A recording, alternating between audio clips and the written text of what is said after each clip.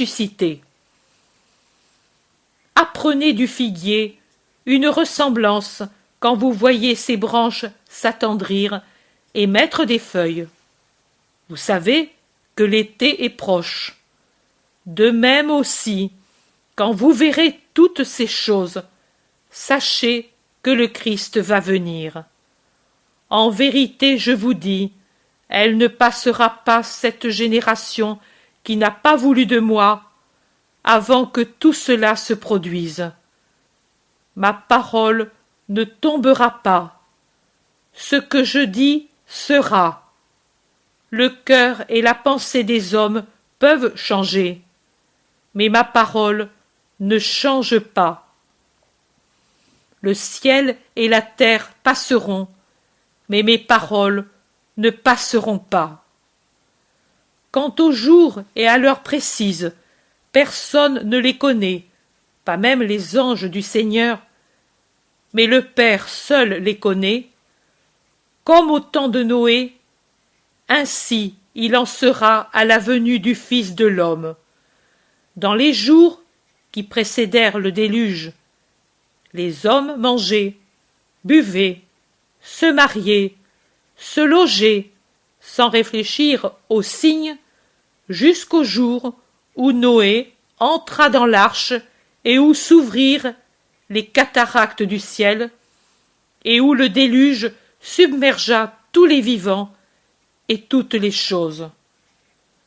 De même aussi, il en sera pour la venue du Fils de l'homme.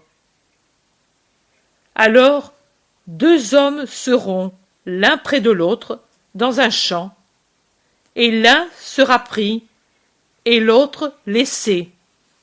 Et 2 femmes seront appliquées à faire aller la meule, et l'une sera prise et l'autre laissée, par les ennemis de la patrie, et plus encore par les anges qui sépareront la bonne semence de l'ivraie, et ils n'auront pas le temps de se préparer au jugement du Christ. Veillez donc, car vous ne savez pas à quelle heure viendra votre Seigneur. Pensez de nouveau à ceci. Si le chef de famille savait à quelle heure vient le voleur, il veillerait et ne laisserait pas dépouiller sa maison. Veillez donc et priez, en étant toujours préparés à sa venue, sans que vos cœurs tombent dans la torpeur par des abus et des excès de toutes espèces, et que vos esprits ne soient pas éloignés et fermés aux choses du ciel, par le soin excessif aux choses de la terre, et que le lacet de la mort ne vous prenne pas à l'improviste quand vous ne serez pas préparés. Car, rappelez-vous, tous vous devez mourir. Tous les hommes, dès leur naissance, sont destinés à la mort. Et c'est une venue particulière du Christ, cette mort et le jugement subséquent, qui devra se répéter pour tous les hommes à la venue solennelle du Fils de l'homme. Qu'en sera-t-il donc de ce serviteur fidèle et prudent, préposé par son maître pour donner en son absence la nourriture aux gens de sa maison? C'est un heureux sort qu'il aura si son maître, revenant à l'improviste, le trouve à faire ce qu'il doit avec sollicitude, justice et amour. En vérité, je vous dis qu'il dira « Viens, bon et fidèle serviteur, tu as mérité ma récompense. Tiens, administre tous mes biens. » Mais s'il paraissait, sans l'être, bon et fidèle, et si intérieurement il était mauvais, comme extérieurement il était hypocrite, et qu'après le départ de son maître il ait dit en son cœur « Le maître tardera à revenir, donnons-nous du bon temps », et s'il se mettait à battre et à maltraiter ses co-serviteurs en faisant de l'usure sur eux pour la nourriture et toutes espèces de choses pour avoir plus d'argent à dépenser avec les noceurs et les ivrognes, qu'arrivera-t-il? Que le maître reviendra à l'improviste, quand le serviteur ne pensera pas qu'il est tout prêt, et sera découverte sa mauvaise conduite. Sa place et l'argent lui seront enlevés, et il sera chassé là où le veut la justice, et il y restera. Il en est ainsi du pécheur impénitent qui ne se demande pas comment la mort peut être proche, et voisin son jugement, et jouit et abuse en disant « Plus tard je me repentirai ». En vérité je vous dis qu'il n'aura pas le temps de le faire, et qu'il sera condamné à rester éternellement dans le lieu de la redoutable horreur, où il n'y a que blasphème, pleurs et tortures, et qu'il en sortira seulement pour le jugement final, quand il revêtira sa chair ressuscitée, pour se présenter entier au jugement final, comme il a péché, avec tout son être au temps de sa vie terrestre, et avec son corps et son âme, il se présentera au juge Jésus, dont il n'a pas voulu comme sauveur. Tous seront là devant le Fils de l'homme, une multitude infinie de corps rendus par la terre et la mer et recomposés après avoir été poussière pendant si longtemps, et les esprits dans les corps.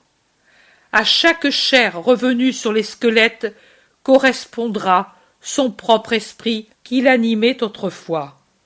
Et ils seront debout devant le Fils de l'homme, splendide dans sa divine majesté, assis sur le trône de sa gloire, soutenu par ses anges. Et Jésus ajoute « Et il séparera les hommes entre eux, en mettant d'un côté les bons et de l'autre les mauvais, comme un berger sépare les brebis des boucs, et il mettra ses brebis à droite et les boucs à gauche, et de sa douce voix, et avec son aspect bienveillant, il dira à ceux qui, paisibles et beaux, d'une beauté glorieuse, dans la splendeur d'un corps saint, le regarderont avec tout l'amour de leur cœur, « Venez, ô bénis de mon Père, prenez possession du royaume préparé pour vous depuis l'origine du monde, car j'ai eu faim, et vous m'avez donné à manger. J'ai eu soif, et vous m'avez donné à boire. J'ai été pèlerin, et vous m'avez logé. J'ai été nu, et vous m'avez revêtu. Malade, et vous êtes venu me rendre visite. Prisonnier, et vous êtes venu me réconforter. » Et les justes lui demanderont « Quand donc, Seigneur, t'avons-nous vu affamé pour te donner à manger, assoiffé pour te donner à boire? Quand donc t'avons-nous vu pèlerin pour t'accueillir, nu pour te revêtir? Quand t'avons-nous vu malade et prisonnier pour être venu te rendre visite? » Et le roi des rois leur dira « En vérité, je vous le dis, quand vous avez fait une de ces choses à un des plus humbles parmi mes frères, alors c'est à moi que vous l'avez fait. » Et puis, il se tournera vers ceux qui seront à sa gauche, et il leur dira d'un air sévère, et ses regards seront comme des flèches qui foudroieront les réprouvés, et dans sa voix tonnera la colère de Dieu. « Hors d'ici, loin de moi, ô maudit, dans le feu éternel préparé par la fureur de Dieu pour le démon et les anges de ténèbres, et pour ceux qui les ont écoutés avec leur voix de la passion triple et obscène. J'ai eu faim, et vous ne m'avez pas donné à manger, soif, et vous ne m'avez pas désaltéré. J'ai été nu, et vous ne m'avez pas revêtu, pèlerin, et vous m'avez repoussé, malade et prisonnier, et vous ne m'avez pas rendu visite, car vous n'aviez qu'une loi, le plaisir de votre moi. » Et eux lui diront « Quand avons-nous vu affamé, assoiffé, nus, pèlerins, malades, prisonniers? En vérité, nous ne t'avons pas connu, nous n'y étions pas quand tu étais sur la terre. Et lui leur répondra: C'est vrai, vous ne m'avez pas connu, car vous n'y étiez pas quand j'étais sur la terre. Mais vous avez pourtant connu ma parole, et vous avez eu parmi vous des pauvres, des gens affamés, assoiffés, nus, malades, prisonniers. Pourquoi ne leur avez-vous pas fait ce que peut-être vous m'auriez fait à moi? Car il n'est pas dit que ceux qui m'ont eu parmi eux ont été miséricordieux envers le Fils de l'homme. Ne saviez-vous pas que je suis dans mes frères, et que je suis là où souffre l'un d'eux? Et ce que vous n'avez pas fait à l'un de mes plus humbles frères, c'est à moi que vous l'avez refusé, à moi, premier-né des hommes? Allez, et brûlez dans votre égoïsme. Allez, et que les ténèbres et le gel vous enveloppent, puisque vous avez été ténèbres et gel, tout en sachant où était la lumière et le feu de l'amour. Et ceux-là iront à l'éternel supplice, alors que les justes entreront dans la vie éternelle. Tel est l'avenir. Maintenant allez, et ne vous séparez pas entre vous. Je m'en vais avec Jean, et je serai près de vous au milieu de la première veille pour le repos, et pour aller ensuite à nos instructions. Ce soir aussi? Ferons-nous cela tous les soirs? Je suis tout endolori par la rosée. Ne vaudrait-il pas mieux, désormais, entrer dans quelque maison hospitalière? Toujours sous les tentes, toujours à veiller, et pendant les nuits qui sont fraîches et humides, dit Judas en se lamentant. C'est la dernière nuit. Demain, ce sera différent. Ah, je croyais que tu voulais aller au Gethsémani toutes les nuits, mais si c'est la dernière. Je n'ai pas dit cela, Judas. J'ai dit que ce sera la dernière nuit à passer au camp des Galiléens tous unis. Demain, nous préparerons la Pâque, et nous consommerons l'agneau, et puis j'irai seul prier dans le Gethsémani, et vous pourrez faire ce que vous voulez. Pierre dit: Mais nous viendrons avec toi, Seigneur. Quand donc avons-nous voulu te quitter? Tais-toi, toi qui es en faute. Toi et le zélote, vous ne faites que volter çà et là, dès que le maître ne vous voit pas. Je vous ai à l'œil. Au temple, pendant la journée, sous les tentes, là-bas, dit l'Iscariote, heureux de dénoncer. Suffit. S'ils le font, ils font bien. Mais pourtant, ne me laissez pas seul, je vous en prie. Le zélote dit: Seigneur, nous ne faisons rien de mal, crois-le.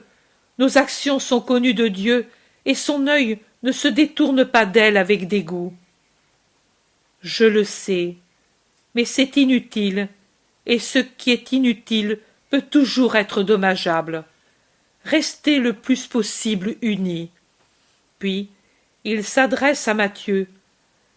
Toi, mon bon chroniqueur, tu leur répéteras la parabole des 10 vierges sages et des 10 vierges folles, et celle du maître qui donne des talents à ses 3 serviteurs pour qu'ils les fassent fructifier, et des 2 qui gagnent le double, et du paresseux qui enterre le sien. Te souviens-tu? Oui, monseigneur, exactement. Alors, répète-les à ceux-ci. Tous ne les connaissent pas, et même ceux qui les connaissent auront plaisir à les entendre à nouveau. Passez ainsi le temps en sage conversation jusqu'à mon retour. Veillez, veillez, tenez votre esprit éveillé. Ces paraboles sont appropriées à ce que je dis. Adieu, la paix soit avec vous. Il prend Jean par la main et se dirigent avec lui vers la ville. Les autres se dirigent vers le camp galiléen.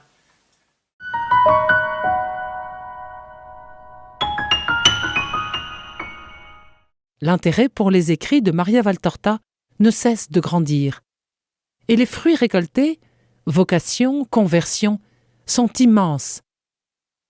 Visionnaire de la vie du Christ, de la conception de Marie jusqu'au début de l'Église, sa description des personnages, de leur psychologie, la précision des lieux où ils évoluent, des coutumes et mœurs de l'époque, est proprement sidérante et à ce jour inégalée.